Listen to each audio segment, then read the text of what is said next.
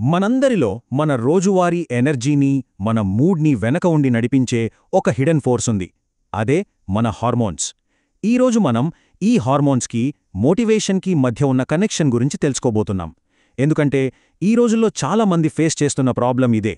ఏ పని చెయ్యాలనిపించట్లేదు, ఎనర్జీనే ఉండట్లేదు అనిపిస్తుంటుంది. మీకు ఎప్పుడైనా ఏ ప్రేరణ లేనట్టు, అలిసిపోయినట్టు అనిపించిందా? ఉదయాన్నే లేవగానే ఈ రోజంతా ఖాళీగా ఉన్నట్టు, దేనిమీద ఇంట్రెస్ట్ లేనట్టు అనిపించడం చాలా కామన్ కదా.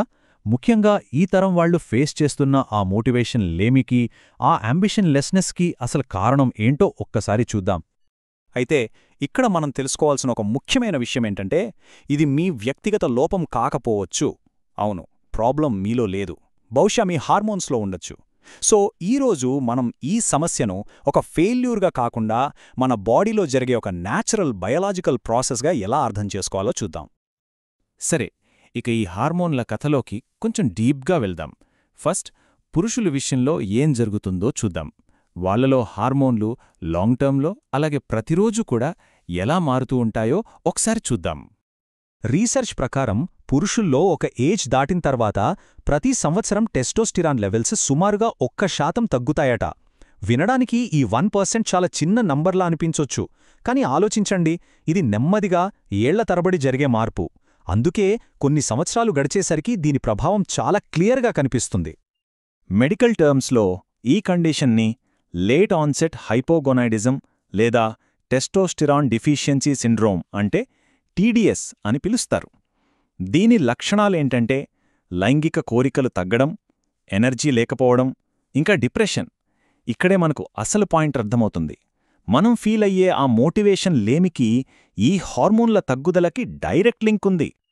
అయితే ఈ హార్మోన్ల కథ కేవలం సంవత్సరాల తరబడి జరిగే మార్పులటే పరిమితం కాదు. ప్రతిరోజు, అవును, ప్రతి 24 అవర్స్ వ్యవధిలో కూడా మన ఎనర్జీని, మన మూడ్ని ప్రభావితం చేసే ఒక రిథం మన బాడీలో నడుస్తూ ఉంటుంది.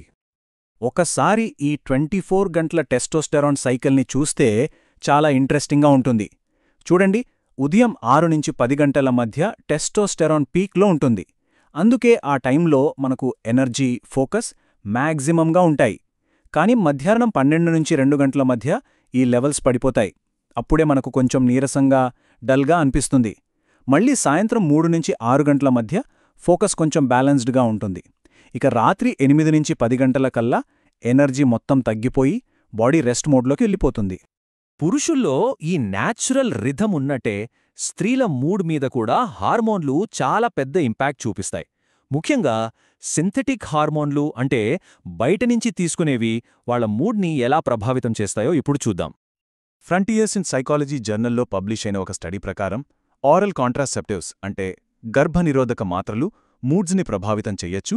ఇవి వాడేవాళ్లలో డిప్రెషన్ వచ్చే అవకాశం ఎక్కువగా ఉంటుంది. అయితే ఈ స్టడీలో ఒక షాకింగ్ విషయం బయటపడింది. అదేంటంటే, ఈ మాత్రలు వాడే మహిళలు వాళ్లకి ఎలా అనిపిస్తుందో చెప్పినదానికి సైంటిఫిక్ కాగ్నిటివ్ టెస్టుల్లో వచ్చిన రిజల్ట్స్కి మధ్య పెద్ద గ్యాప్ ఉంది.